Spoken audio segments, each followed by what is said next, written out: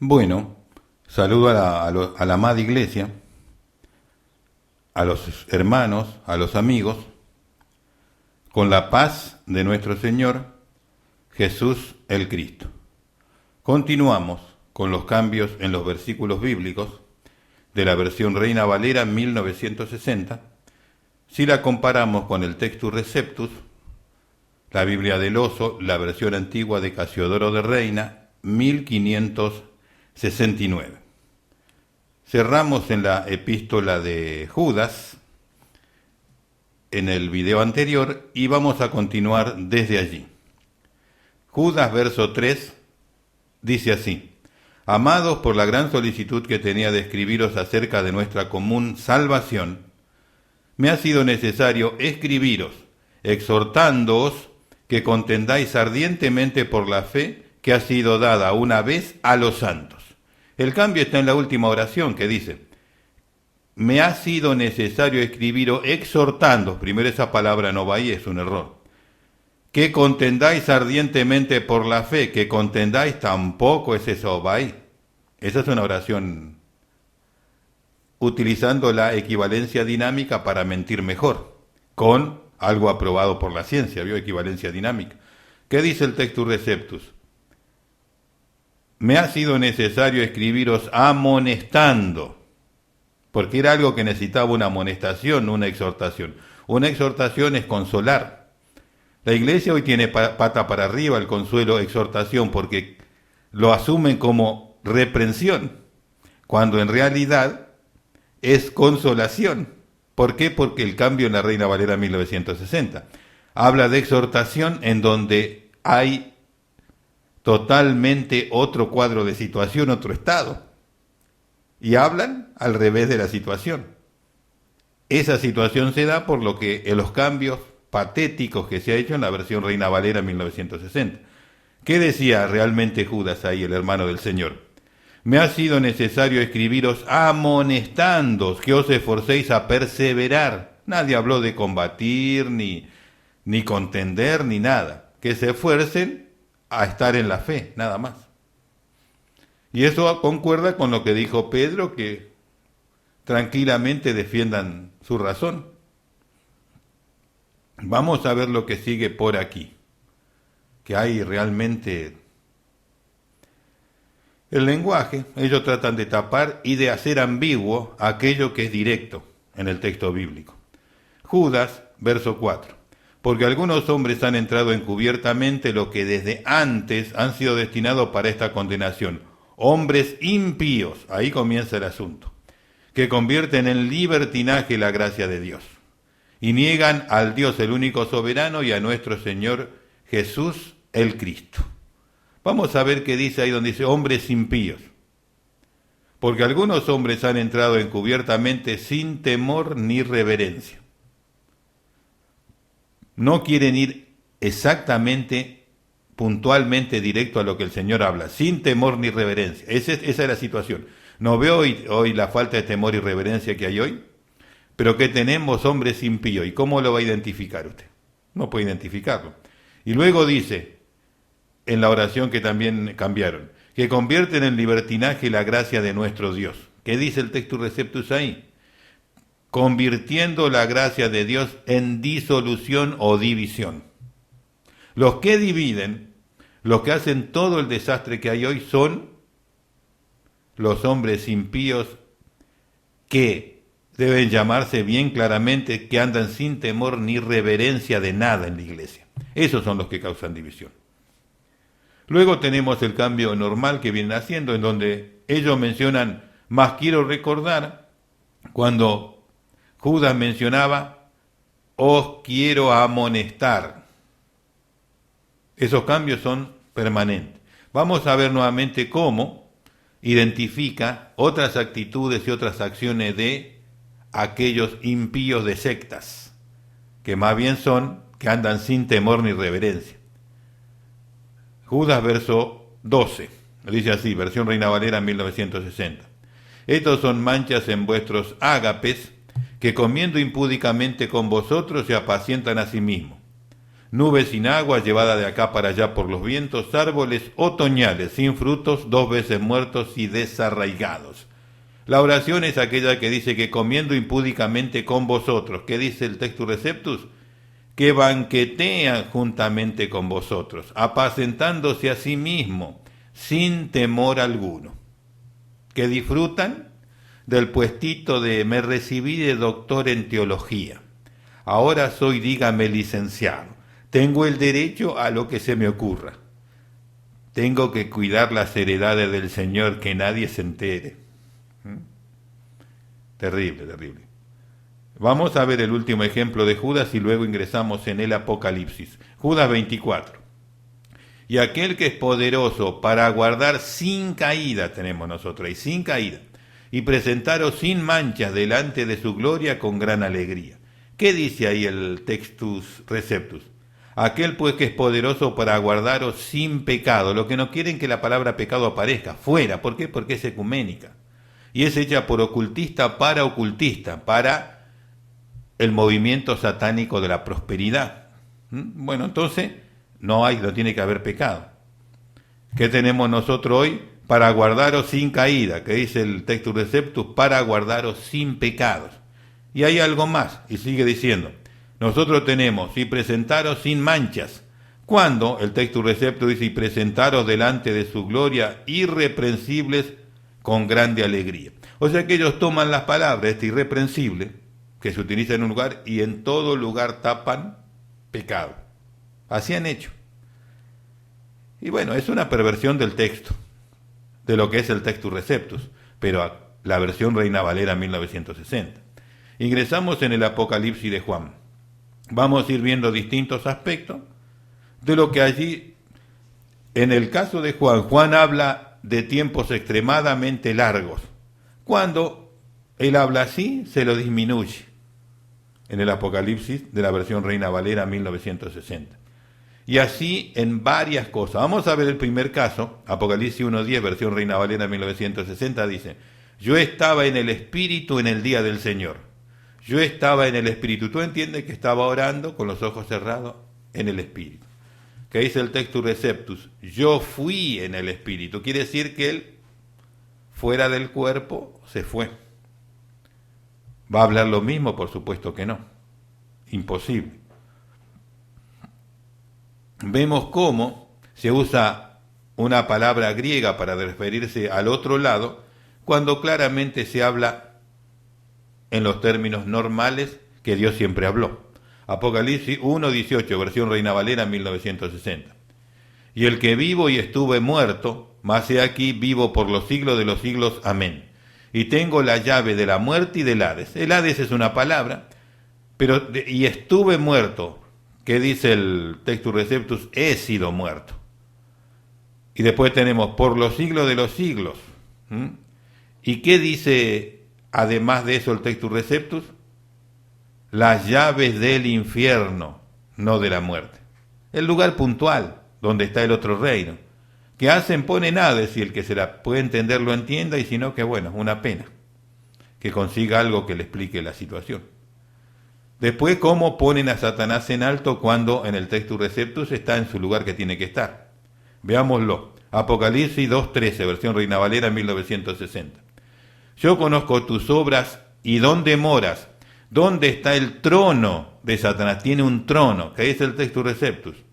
Yo sé de tus obras y dónde moras. ¿Dónde está la silla de Satanás? Quiere decir que los traductores de la versión Reina Valera 1960 ponen en alto a Satanás, lo ponen en un trono, cuando el Textus Receptus menciona una silla. Y cuando se trata de algo de Dios, que es un trono, ellos ponen silla.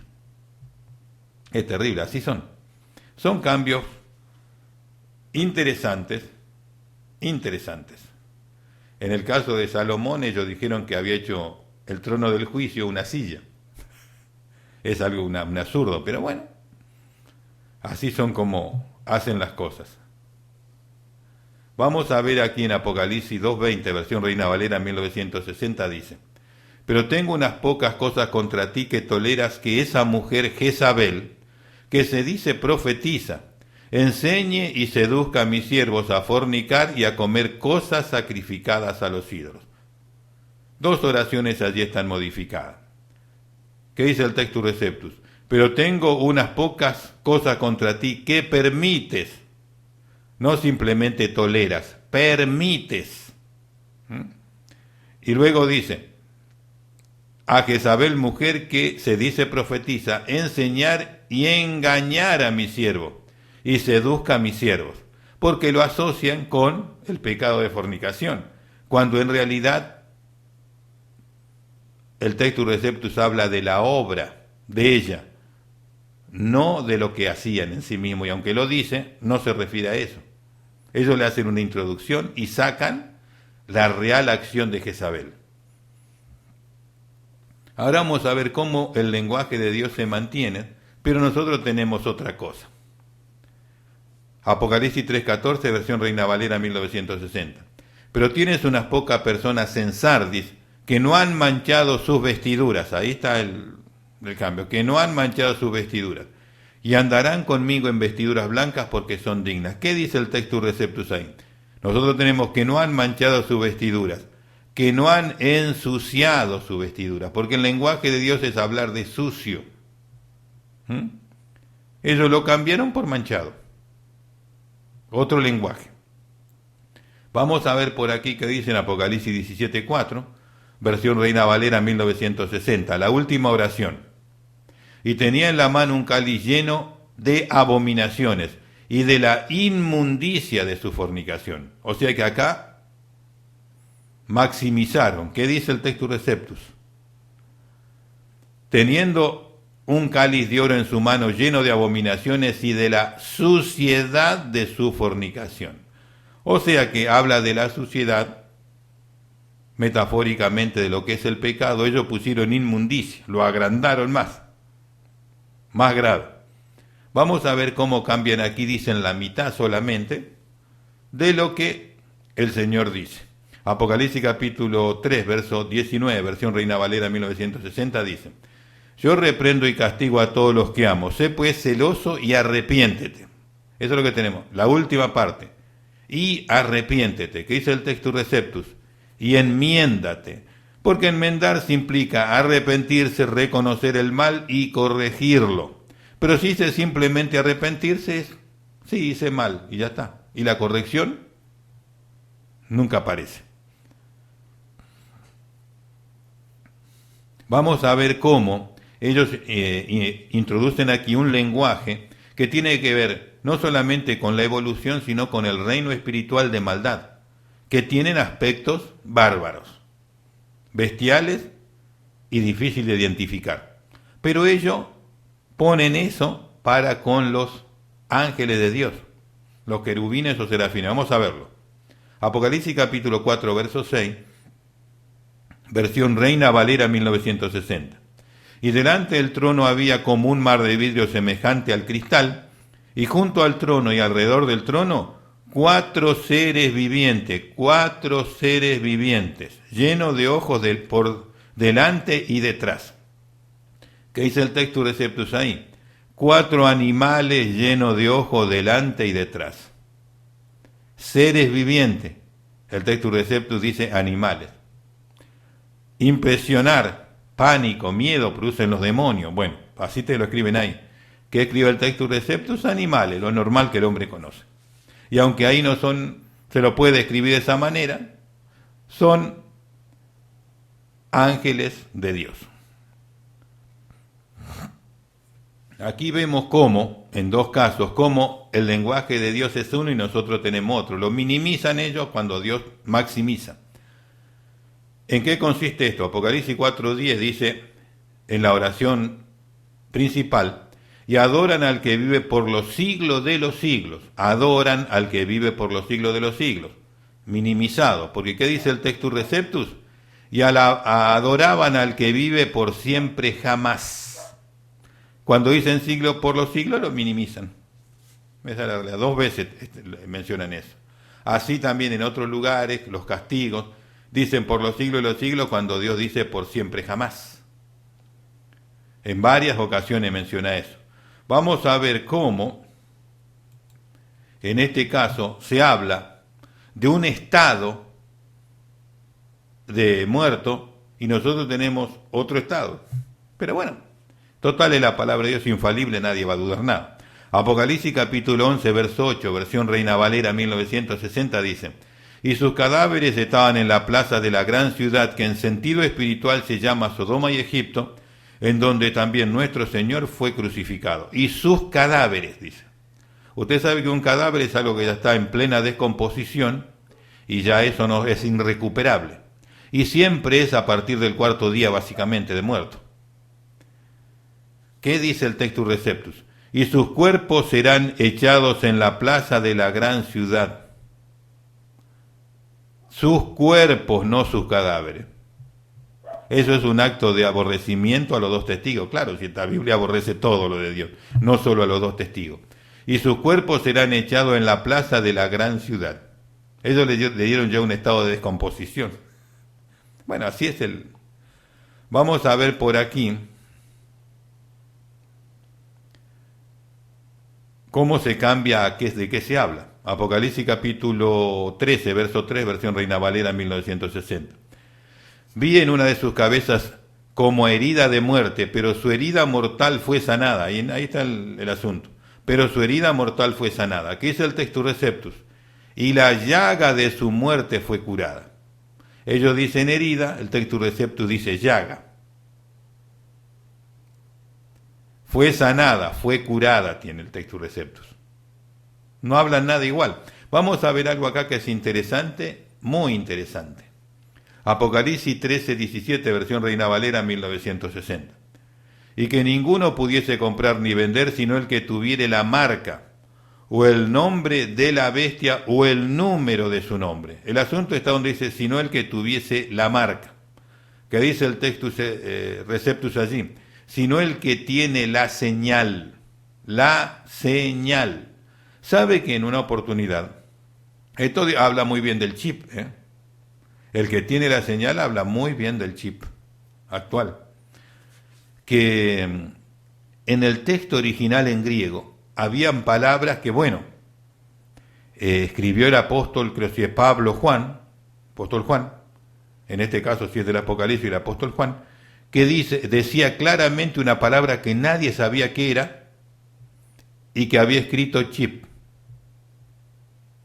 Entonces, como no sabían a qué se referían, con las traducciones pusieron señal o pusieron marca, pero que claramente era una palabra desconocida, extraña, que no se sabía qué era y lo que estaba escrito era chip. ¿Qué le parece? Bueno, acá pusieron la señal, bueno, una señal, da el chip, está por lo menos ahí cerca, y marca ya se va un poco más lejos. Bueno, vamos a ver algunas cosas que por aquí dice que no aparecen en el Textus Receptus. Apocalipsis 15:6, versión Reina Valera 1960, claramente dice allí lo siguiente. Y del templo salieron los 7 ángeles que tenían las 7 plagas, vestidos de lino limpio y resplandeciente. Nosotros tenemos vestido de lino limpio y resplandeciente, que dice el Textus Receptus ahí. Vestido de un lino limpio y blanco. Le agregaron esplendor, ¿vio? Que no existe en la narración. El Textus Receptus y Juan dijeron vestido de un lino limpio y blanco. De resplandeciente no habló nada. Pero bueno, son algunas glorias que tiran, ¿vio? Veamos qué dice por aquí en el último ejemplo que vamos a tratar de los cambios del Apocalipsis. Hay muchos más, pero estos son los que vamos a simplemente dar. Apocalipsis capítulo 18, verso 23, versión Reina Valera 1960 dice: luz de lámpara no habrá más en ti, ni voz de esposo ni de esposa se oirá más en ti, porque tus mercaderes eran los grandes de la tierra, pues por tus hechicerías fueron engañadas todas las naciones, por tus hechicerías fueron engañadas todas las naciones. Está hablando claramente el pasaje ahí del Vaticano, de Roma, del Vaticano.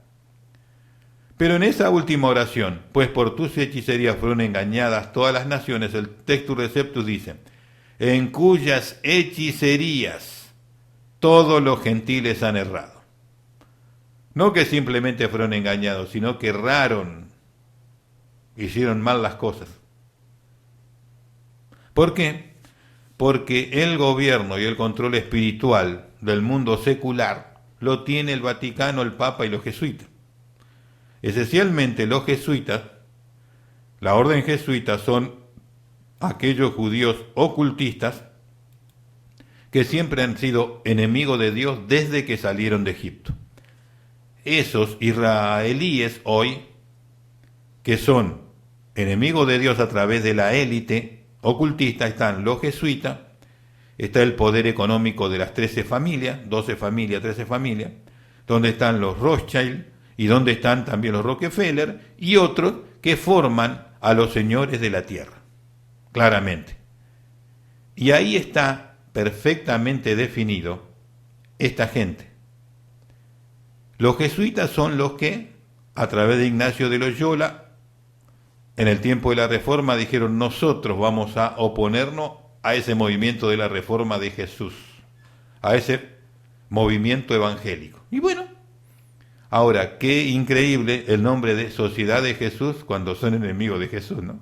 Pero así son ellos.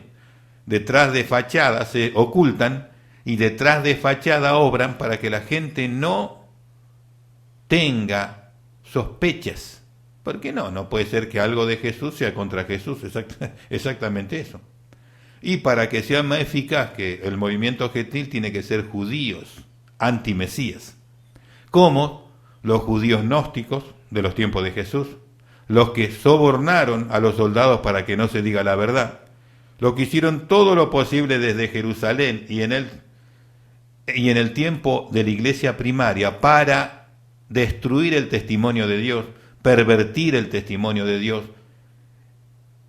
tergiversar los textos, adulterarlos para que queden totalmente algo que no se sepa qué es.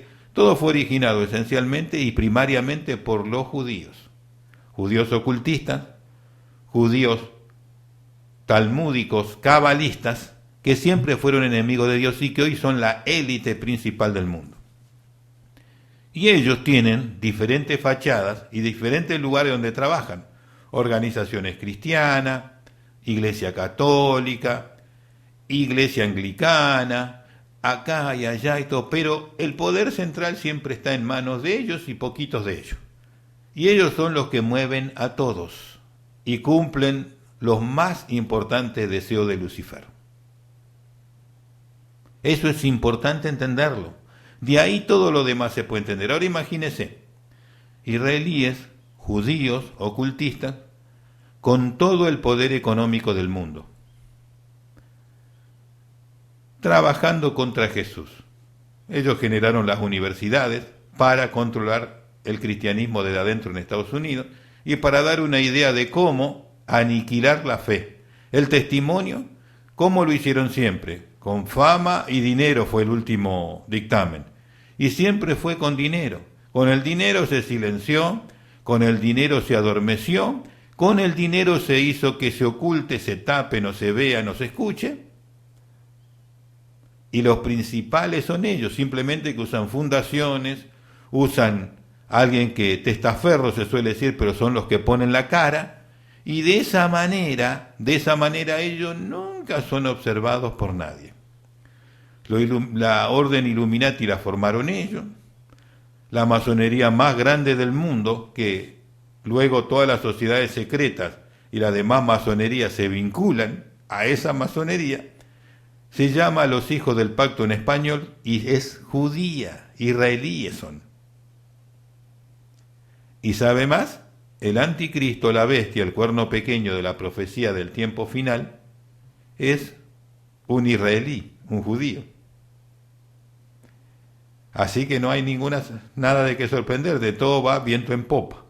Ellos, destruyendo el evangelio, persiguiendo a la iglesia genuina, pagando a los que son realmente enemigos, para que destruyan ellos y ellos no se tengan que lavar la mano como Pilato. Entonces, de esa manera, nadie sospecha de nada. En la Biblia, Reina Valera 1960, introdujeron la blasfemia, que su nombre y memoria se han borrado y nadie nunca dijo nada. Habrá salido un buen dinero, pero ¿qué le importa a ellos si es papel pintado? Mientras tengan el control ellos, ¿qué importa? Lo importante es conseguir los resultados. Pero con eso va a destruir a los genuinos evangélicos, no, se van a destruir solos. Estaba escuchando un testimonio en donde un amigo de la infancia del Papa Francisco, que se educaron juntos, estudiaron, hicieron la secundaria, toda la educación básica, y se encontraron ya hace pocos años. Y como uno es evangélico y el otro es católico, el Papa Francisco le dijo: te prometo que vamos a destruirlo a todos ustedes. Ahora, si usted conoce la profecía bíblica, él solamente le estuvo diciendo lo que dice la del Apocalipsis. Ahora, ¿cuál es el problema con esta gente ocultista, masones, Illuminati, adoradores del demonio, los que sacrifican niños? ¿Cuál es el asunto de ellos? Que Satanás, Lucifer, lo engaña de tal manera que ellos creen que Satanás va a ganar. O sea que el verdadero triunfador de este conflicto va a ser Lucifer, el diablo. Y que es cuestión de tiempo, que ya prácticamente tienen todo. Ya tienen todo controlado, los evangélicos están aniquilados prácticamente, y ya hay que darle el golpe de gracia final. ¿Y quién lo va a hacer? El anticristo, un personaje judío, no va a ser otro. Pero ¿cuál es el tema? Que aún el mismo Vaticano y la misma Iglesia Católica van a ser destruidas por él. Y que al final Jesús va a venir a reinar y ellos van a ir a su lugar de condenación, y que lo que Satanás le dice es totalmente mentira, absolutamente mentira. Todo lo que sucede y a dónde van y que ellos van a destruir el Evangelio van a ser los infieles que se queden a la semana 70 de Daniel, a la grande tribulación. Ellos van a ser martirizados, pero la iglesia de Jesús fiel va a ser levantada, así que ahí no va a haber ningún problema. Los infieles van a tener que dar su vida. Y sí, van a ser destruidos todos, sí, porque se terminó la gracia, se terminó el periodo de la iglesia. Pero 3 años y medio después de que se termina el periodo de la gracia, destruyó el Vaticano y todo eso. ¿Y dónde queda el Papa Francisco? ¿Y dónde queda el Vaticano? Destruido. Luego de eso el anticristo toma control, el gobierno elimina todo lo que le sea molesto, como el Vaticano, y a otros que quieran molestarlo, y después él es el que está al frente hasta que Jesús implanta el reino de Dios 3 años y medio después. ¿Cuál es la novedad si la iglesia de Jesús sabe cómo son las cosas? ¿Cuál es la sorpresa? Ninguna. Solamente el asunto está en aquellos que no conocen. Bueno, hasta aquí llegamos en estos programas que hemos presentado los versículos que se han modificado, y en un próximo 1 o 2 programas que vienen vamos a hablar por qué cambiaron ciertas cosas que van a ser muy fuertes, y es muy importante escuchar. Ellos pusieron día de reposo en lugar de sábado. ¿Por qué? Porque si está el sábado, la gran mentira queda a la luz. Una gran mentira. Por eso hicieron eso. Pero bueno, eso se puede enterar si escucha el próximo programa, 1 o 2 pueden ser, que vamos a tratar ese tema y cambios importantes en la Biblia, para que usted vea lo que han hecho. Creo que han escuchado algo importante, y de usted depende el resto. En su mano está el conocimiento para tener lo correcto y hacer lo correcto. Dios le bendiga, y hasta el próximo programa, si Dios así lo permite.